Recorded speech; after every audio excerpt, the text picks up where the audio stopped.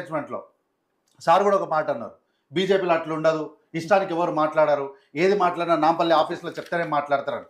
Okay, sir మాట్లాడిన మాటలే ప్రామాణికంగా నేను చెప్తున్నా. ఏంటి, బీజేపీ పార్టీ శాసనసభ్యులు, గోషామాల్ శాసనసభ్యులు రాజాసింగ్ గారు మాట అన్నారు.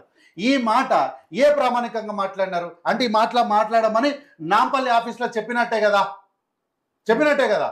కాబట్టి ఏంటంటే బీజేపీ పార్టీని డిఫెండ్ చేయడానికి, దాని గురించి మాట్లాడడానికి మా గాంధీ అన్న సరిపోతారు. కాబట్టి దయచేసి బీజేపీ గురించి వకాలా తీసుకోవద్దు అన్నది మాత్రం నా విజ్ఞప్తి. ఎందుకంటే గాంధీ అన్న దాడిని తట్టుకోవడమే కష్టం బీజేపీ నుంచి, ఇక దానికి ఆద్యం మీరు పోస్తే కష్టం ఇంకా దానికి.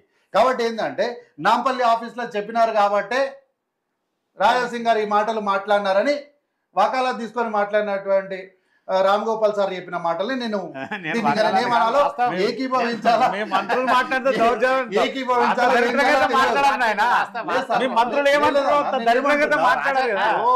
రాజాసింగ్ ఒకటే ఉండొచ్చు కానీ అందరు మాట్లాడతలేరు. ఎవరు మాట్లాడాలి? ఇప్పుడు మీరు మాట్లాడకుండా మురళి గారు గురించి